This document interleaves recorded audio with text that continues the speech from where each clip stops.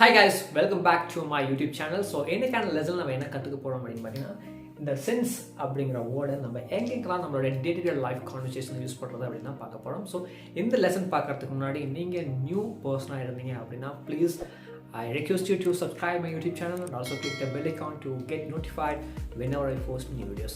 So இன்னைக்கு இந்த சென்ஸை எங்கெங்கெல்லாம் யூஸ் பண்ணலாம்னு பார்க்கலாம். ஸோ பொதுவாக பார்த்தீங்க அப்படின்னா இந்த சின்ஸ் அப்படிங்கிறது காலத்தை குறிக்கிறதுக்காக யூஸ் பண்ணுவாங்க. ஃபார் எக்ஸாம்பிள் சென்ஸோட நம்ம பார்க்கலாம். I have been writing a book for the last 2 years. So இந்த இடத்துல நான் ஃபார் சொல்லியிருக்கேன். So I have been writing a book for the last 2 years அப்படின்னா நான் 2 வருஷமாக ஒரு புத்தகம் எழுதிட்டு இருக்கேன். ஸோ 2 வருஷமாக நான் ஒரு புத்தகம் எழுதிட்டு இருக்கேன். ஸோ அதே சென்டென்ஸை நம்ம எப்படி சொல்லலாம் அப்படின்னா I have been writing a book since 2020. So அதாவது பார்த்தீங்க அப்படின்னா நிறைய நமக்கு ஸ்கூல் காலேஜ்லாம் பார்த்தீங்க அப்படின்னா சின்ஸ் 1996, சின்ஸ் 1954, சின்ஸ் 1959. ஸோ இந்த மாதிரிலாம் இருக்கும். ஸோ அதுக்கு என்ன மீனிங் அப்படின்னா அந்த வருஷம் சின்ஸ், அதாவது இந்த 2020 இருந்து, அதாவது பாஸ்ட் அட் ப்ரெசன்ட் டைம் வரைக்கும் அது வந்து ஆக்டிவாக இருக்குது அப்படின்னா அது வந்து சின்ஸ் போடுவாங்க. இப்போ காலேஜஸ்லாம் பார்த்தீங்க அப்படின்னா சின்ஸ் 1997 அப்படின்னா சின்ஸ் 1997 இருந்து இப்போ வரைக்கும் அட் ப்ரெசன்ட், அதனால பாஸ்ட் அட் ப்ரெசன்ட். ஸோ அந்த பாஸ்ட் டைமில் இருந்து அந்த ப்ரெசன்ட் டைம் வரைக்கும் அது பார்த்தீங்க அப்படின்னா ஆக்டிவாக இருக்கும். ஸோ அதனால தான் இந்த past to at present. So இது வந்து உங்களுக்கு புரிஞ்சிருக்குன்னு நினைக்கிறேன்.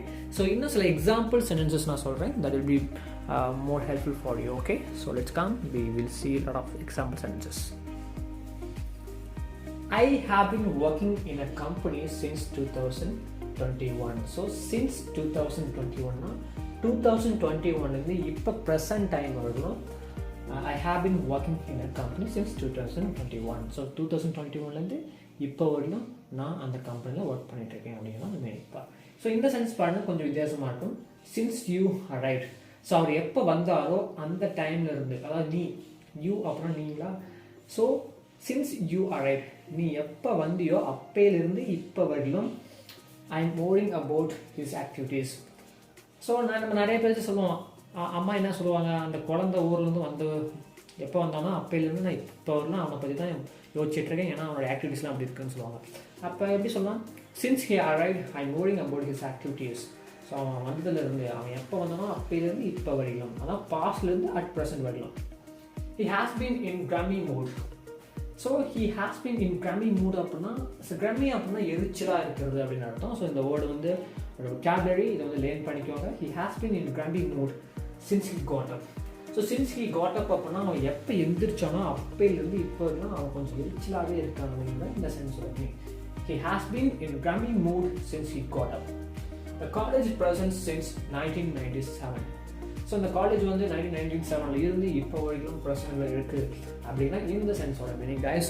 ஓகே கைஸ், என்னைக்கான லெசன் உங்களுக்கு கண்டிப்பாக யூஸ்ஃபுல்லாக இருந்துன்னு நினைக்கிறேன். ஸோ இனிமேட்டுக்கு நீங்கள் சென்ஸ் யூஸ் பண்ணுறதுக்கு உங்களுக்கு ஏதாவது டவுட்ஸ் இருந்துச்சு அப்படின்னா இதை வச்சு நிறைய சென்டென்சஸ் மேக் பண்ணுங்கள்.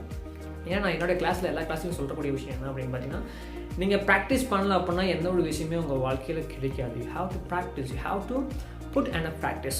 ஸோ ஜிம் ரான் அப்படிங்கிற ஒரு ஆத்தர் என்ன சொல்கிறாரு அப்படின்னா, the life operates to give you what you deserve, not what you need.